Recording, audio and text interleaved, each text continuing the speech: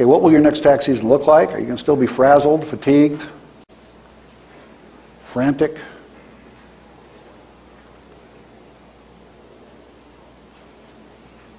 Or this? Again, I work 6 weeks a year during tax season. That's it. And I've been doing this since the early 90s.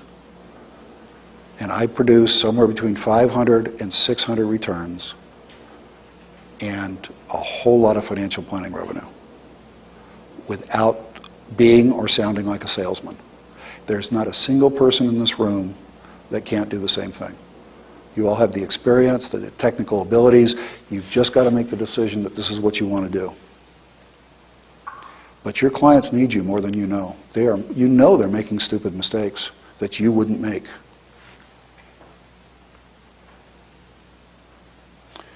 This is not a dress rehearsal. This is our lives. Enjoy it. Make it enjoyable. Own the practice. Create the life you've always wanted. All right, I left 5-10 minutes at the end to answer questions. I got a lot of good questions last session. Any questions out there for me? If you're thinking about getting into wealth management, financial planning, it seems like there's a really, in my community, you're hearing from the other advisors, unless you get 250,000, they really don't want to talk to you. Okay, the question was, how do you get into the business when a lot of the broker-dealers want you to be doing 250,000 or better? Let me digress a minute. Our industry was developed with the focus of solving problems for our clients. That's our whole focus. The financial planning industry was developed to sell product. Those guys are great and they're trained to sell. We're not trained to sell. We are trained to analyze and figure out what's the right direction, okay? So when you go to a broker-dealer, and I did, I probably met 60 or 70 of them before I got into the business, and said, how do you convert a tax client to a financial planning client? Every single one but one said, don't worry, we can sell your clients anything. Well, that just terrified me. Just terrified me. I didn't want my clients sold anything. I wanted their problem solved, right? So I would encourage you to find a broker-dealer that understands how to plan and understands that they shouldn't be pressuring you for volume, period. And they shouldn't have any proprietary products to try and create conflicts of interest for you, okay? Now, I happen to like my broker-dealer. You know, they're here sponsoring us today, but talk to a few of them.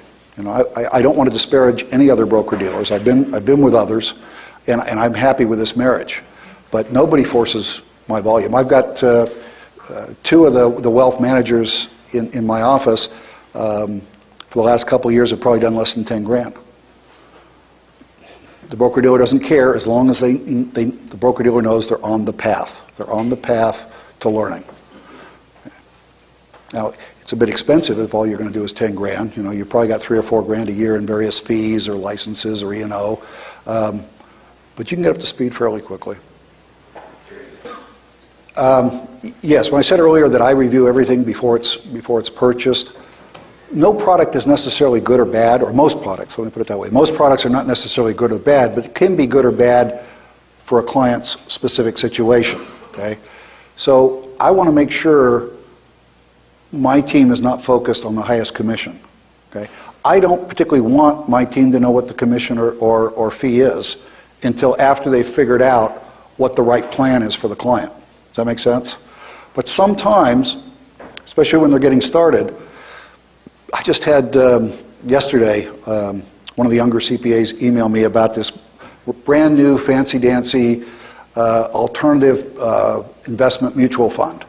And upon further review, this particular fund that's claiming to do really well this year, you know, did 3% last year when the market went up 30%. And this is something you and I will see because of our experience. But my retort back to him was, you've got to stop getting caught up in fads, okay? This is not an acceptable product. I don't want clients into this kind of a thing. I want to go back to the efficient frontier concept and make sure we're using managers in each of the subcategories that are focused on their categories and aren't getting too far out of their expertise. But in the financial planning community, what you're going to find is because they're sales-based, there's a new fad every year. It was hedge funds for a while. It was total return funds for a while. And what I'm trying to train my folks to do is not get caught up in the flavor of the month. Figure out what the client needs, stick with your meat and potatoes. If they're going to get fancy, I want to know about it. Does that make sense? I would say 90 to 95% of our revenue in the financial planning world is reoccurring because it's assets under management. Now, there's a snobbery out there in the marketplace that says if I'm a fee-only guy, I won't take commissions, and I'm somehow better than you because I'm fee-only. There are some products out there that fit your client perfectly that are only available on a commissioned basis, life insurance being one of them. I don't care how I get paid as long as it's the right product for the client. Now, when we went through a recession, end of 07, 08, most of our clients are in Southern California. I lost 20% of my business clients. Now, if you want to keep the team together, that comes right off the bottom line. We were scrambling, okay? Having the money management there, knowing that was coming in, saved our bacon. And I didn't lose one financial planning client during the downturn, not one. I was talking to them a lot more often, and I was telling them to turn the TV off. We'll come through this. And we always managed our clients' money to reduce risk. We never swing for the fences. If the client wants to swing for the fences, I open up 2 accounts. This one is for me to manage. This little one we're going to call your Vegas account, and you can manage that one. And when you've lost it all, come on back. Because that's what happens. So when we go through a downturn like that, and their cocktail buddies at the party are telling them, we just lost 50 or 60% of our portfolio, and they're looking at their portfolio and it's down 15, 20%, they start to get it. They go, thank you, We don't like it, but we understand you've managed this and put us in a format where our retirement's not going to be ruined. It's a real big responsibility, and I know you guys will take it seriously. Some of the people that are acting like salesmen out there don't. They were hiding under their desk. I mean, there were jokes in the financial planning profession about how they weren't returning their calls, they weren't talking to their clients, they were hiding under their desk, they were changing broker-dealers to get away from it. I don't want to do that. I want a client that's going to be with me for 20 years.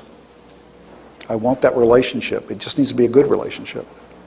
Yes, sir. Do you send out your client dismissal letters shortly after tax season or in preparation of the next tax season?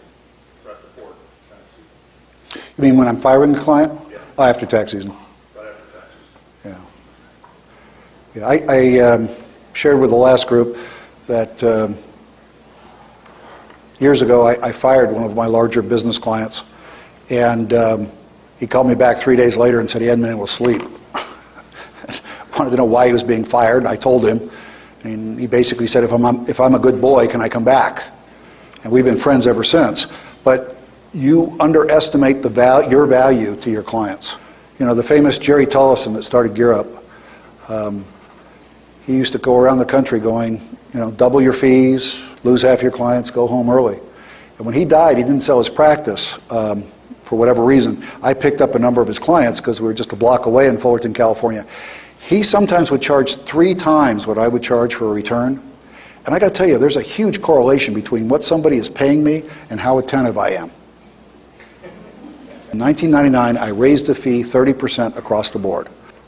I lost 0 clients. Nobody bitched about the price. I take that back. There was one person that bitched about the price. We fired him. Okay? You are underbilling. I promise you, you are underbilling. I encourage you to raise your fees. Okay? I do answer my emails. If you guys want to email from me for anything, you've got some amazing talent here in Indiana with Jim Moss and Mike. Take advantage of it. Take them out to lunch, breakfast, coffee, whatever, and pick their brains. You don't have to use them. I think they're worth using, but pick their brains. These guys have probably forgotten more than I'll ever know in the industry. And thank you very much. You are a wonderful group.